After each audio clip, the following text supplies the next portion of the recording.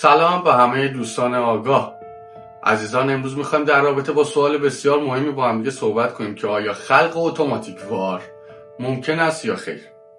برای درک این مکانیزم باید برگردیم به بدو تولدمون.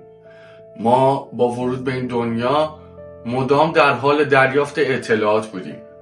به عنوان مثال اولین باری که گوشی تلفن همراه رو دیدیم، رنگش رو دیدیم، کاراییش رو فهمیدیم، سخت افزارش رو لمس کردیم و تمام اینها اطلاعاتی شد در رابطه با گوشی همراه که توی ذهن ماست و از اون به بعد هر جا ما اسم گوشی رو میشنویم یا توی هر فیلمی که میبینیم باعث میشه اولین چیزی که به ذهنمون نقش ببنده اون صحنه‌ایه که اولین باری که اون گوشی رو ما تاچ کردیم، لمس کردیم و متوجه شدیم که ارتباطی ما با گوشی داریم.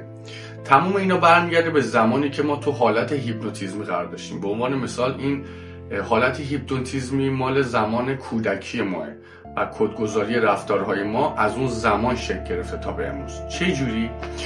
به عنوان مثال توی سن و سالی که الان هستیم و بزرگتر هستیم، یه موقعی یک سری رفتارها از انسان ها میبینیم، یک سری چیزها میشنویم، ناراحت میشیم، یک سری واکنش ها نشون میدیم، یک سری استرس ها میگیریم، یه سری فشارهای روانی رومونه و اینا به همون وارد میشه و تمام اینا برمیگرده به زمان بچگی ما. یعنی موقعی که مثلا من بچه بودم، پدر مادرم مثلا سر یه چیزی بحث میکردن، دعوا میکردن، من شاهد اون بحث بودم، میشنیدم، میدیدم و اینا رو دریافت میکردم، اما قدرت تجزیه تحلیل نداشتم. چرا؟ چون کودک تو سن پایین تو حالت هیپنوتیک استیک هستش، یعنی همه چیز رو دریافت میکنه بدون چون و چرا، و اینکه بدون چرا همه چیز رو به عنوان یک پیشنهاد اطلاعاتی دریافت میکنه و نمیتونه تجزیه تحلیل کنه، هیچ گونه تجزیه تحلیل روش نداره.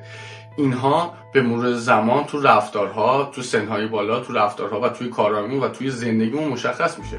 پس حالا با دونستن این مسئله متوجه میشیم که حتی چرا شادی هامون به صورت موقتیه و دائمی نیستش.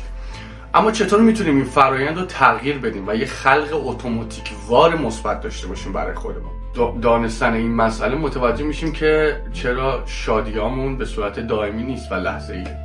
اما چطور میتونیم این فرایند رو تغییر بدیم و یه خلق اتوماتیک وار مثبت برای خودمون ایجاد کنیم؟ پاسخش یک کلمه کوتاهه و توی یک کلمه است: تکرار.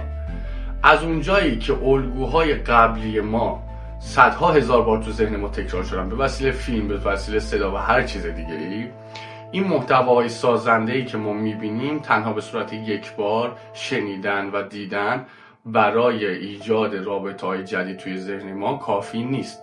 چون ورودی‌های ذهن ما اگه بخوایم تغییرش بدیم باید به مدت ماه‌ها، سال‌ها اطلاعات جدید و سازنده رو به طور مداوم جایگزین اطلاعات و داده‌های قبلی بکنیم. پس تکرار مکرر داده ها باعث میشه که مسیرهای عصبی جدید توی ذهنت شکل بگیره و در نهایت تصمیمات و رفتارهای درست رو به صورت ناخودآگاه و اتوماتیک وار برای شما خلق بکنه. پس برای خلق اتوماتیک وار که این سیستم داره توی هر ثانیه داره به صورت آگاهانه عمل میکنه، باید یک سری اطلاعات و ارتباطات جدید رو براش بشناسونیم و بهش بدیم. شما فکر کنید مثلا به عنوان مثال ما از پدر مادر متولد شدیم. پدر مادر ما خودشون دارای یک سری پارادایم‌های خاصی بودن. اینها با هم ترکیب شدن، ما متولد شدیم. پارادایم‌هاشون رو به ما منتقل کردن و ما هم خودمون یک سری پارادایم جدید روش گذاشتیم و یک توده جدیدی از پارادایم‌های جدید تولید کردیم. حالا فرض کنید میریم ازدواج میکنیم. پارادایم‌هایی که ما قبلا داشتیم توی خودمون داشتیم با کس دیگه‌ای که پارادایمش متفاوته وارد زندگی میشیم. بعد از یک مدت جدا میشیم. چرا؟ نمیتونیم به صورت آگاهانه این سیستم اتوماتیک وار رو درک کنیم و میزان اطلاعات قدیم رو از بین ببریم و اطلاعات جدید رو دریافت کنیم. چرا؟ این میخواد به اون زور بگه، اون یکی میخواد به اون زور بگه و در نهایت این رابطه اصلا میباشه. و اینا یادتون باشه اگر ذهن اطلاعات جدید رو دریافت نکنه برای رفتارها سراغ اطلاعات قدیمی تر میره و از همونا استفاده میکنه که میشه پارادایم های قدیمی. پس برای این که بخوای این سیستم اتوماتیکوار مثبت جدیدت رو بسازی، حاضری چه کاری رو انجام بدی؟ برای من تو کامنت ها بنویس. متشکرم.